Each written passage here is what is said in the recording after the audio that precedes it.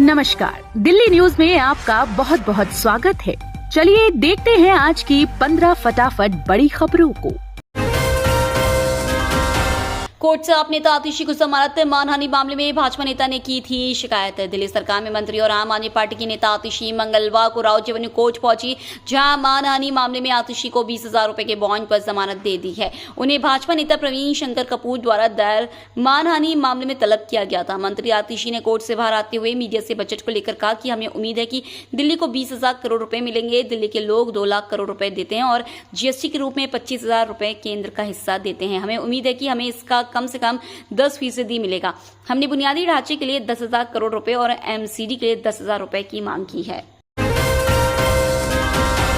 मनीष सिसोदिया को कोर्ट से फिर नहीं मिली राहत। 26 जुलाई तक बढ़ाई गई न्यायिक हिरासत। दिल्ली शराब घोटाले मामले में पूर्व डिप्टी सीएम मनीष सिसोदिया को कोर्ट से फिर राहत नहीं मिली है। दिल्ली शराब घोटाले से जुड़े सीबीआई के मामले में राउत एवेन्यू कोर्ट से मुख्यमंत्री मनीष सिसोदिया की न्यायिक हिरासत 26 जुलाई तक बढ़ा दी गई है। मनीष सिसोदिया को वीडियो कॉन्फ्रेंसिंग के जरिए कोर्ट में पेश किया गया। इसके साथ ही दिल्ली शराब घोटाले से जुड़े सीबीआई के मामले में बीआरएस नेता के कविता के खिलाफ दाखिल चार्जशीट पर राउत एवेन्यू कोर्ट ने संज्ञान लिया है। राउत एवेन्यू कोर्ट ने के कविता को 26 जुलाई को दोपहर 2 बजे कोर्ट में वीडियो कॉन्फ्रेंसिंग के जरिए पेश करने को कहा है। बजट ने विपक्ष को भी नहीं दिया विघ्न बाधा का मौका। टोका टाकी की सीमा में ही रहा पक्ष विपक्ष का संवाद। मोदी सरकार की तीसरे कार्यकाल का पहला आम बजट पेश किया गया। वित्त मंत्री निर्मला सीतारमण ने इसे संसद में पेश किया। वहीं आम चुनाव में संख्या बल के साथ मजबूत होकर उभरा विपक्ष अपनी पूरी क्षमता में सदन में मौजूद था। बजट घोषणाओं के दौरान विपक्ष की तरफ से ज्यादा शोर होता हुआ दिखाई नहीं दिया है।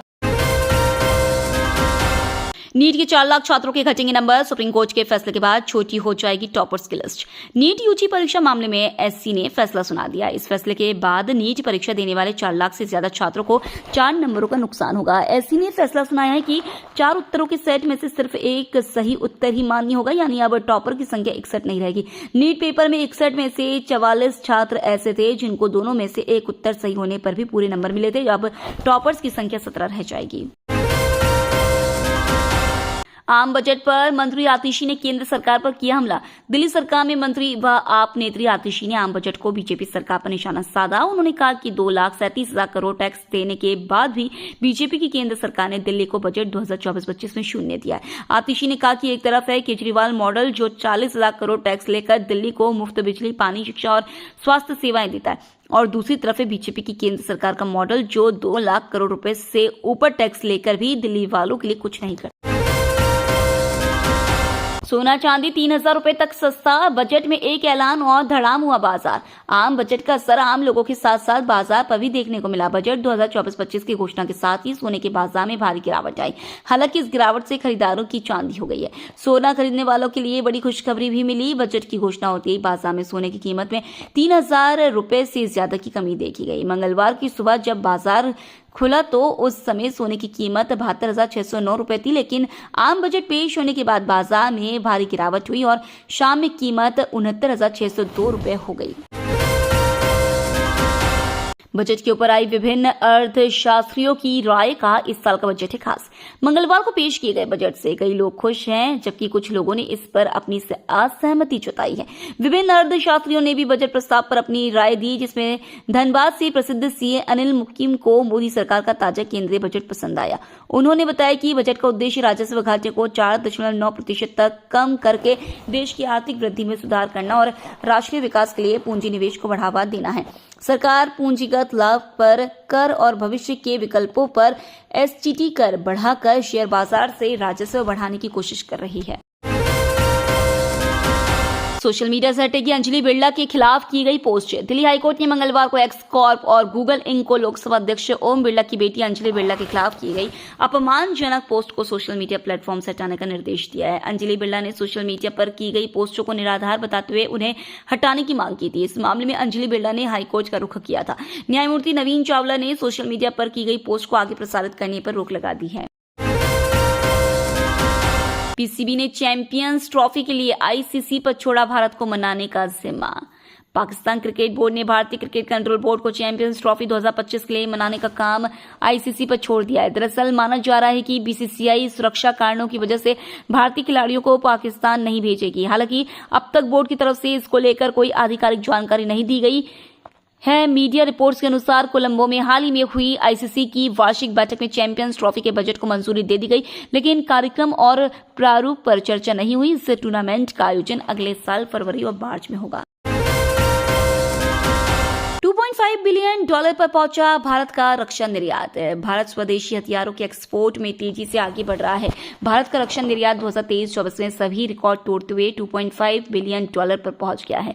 करीब 100 कंपनियां दुनिया भर में अपनी रक्षा सामग्रियां निर्यात कर रही हैं। इनमें Dornier 228 aircraft, artillery guns, BrahMos supersonic missile, cruise missile, Pinaka multi rocket launcher system, radar, simulators और 8 व्हीकल्स शामिल है। कांग्रेस ने कहा, मोदी के मुंह से चीन का नाम तक नहीं निकल रहा। कांग्रेस ने चीन के मुद्दे पर एक्स पर लिखा, लद्दाख में चीन अपने नापाक मंसूबों को अंजाम देने से बाज नहीं आ रहा है।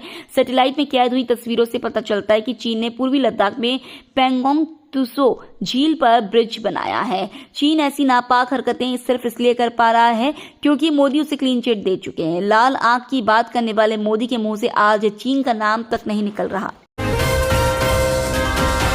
बिग बॉस से निकलते ही अदनान शेख ने एल्विश यादव को दी खुलेआम धमकी।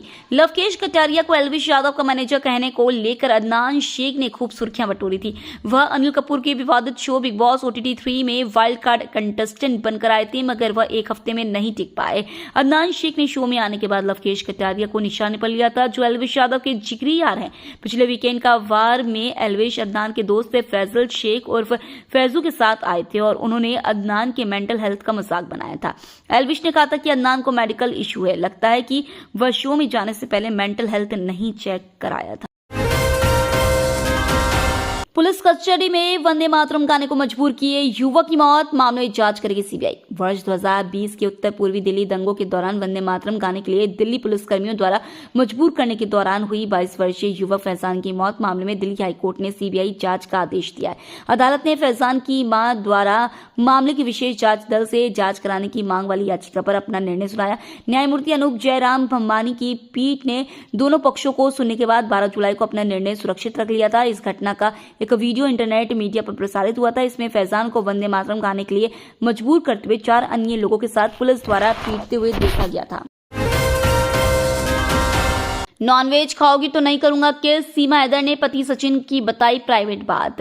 सीमा हैदर ने अपने पति सचिन मीणा की प्राइवेट बात शेयर की है। उन्होंने बताया कि शुरुआत में जब वो मिले थे तो सचिन ने उन्हें क्या सलाह दी थी, जिसका उन्होंने उनसे वादा किया था, जो वह अब तक निभाती आ रही हैं।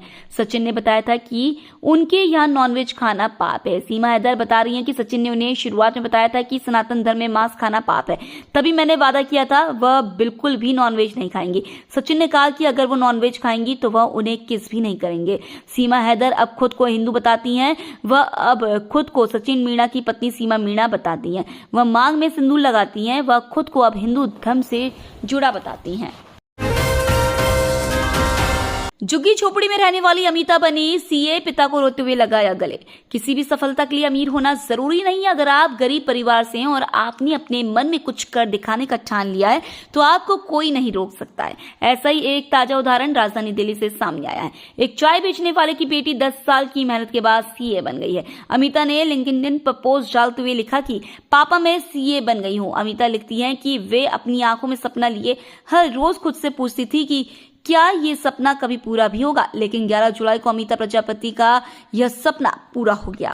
तो ये थी आज की बड़ी खबरें। डेली खबरों से अपडेट रहने के लिए चैनल को सब्सक्राइब करना बिल्कुल न भूलें। धन्यवाद।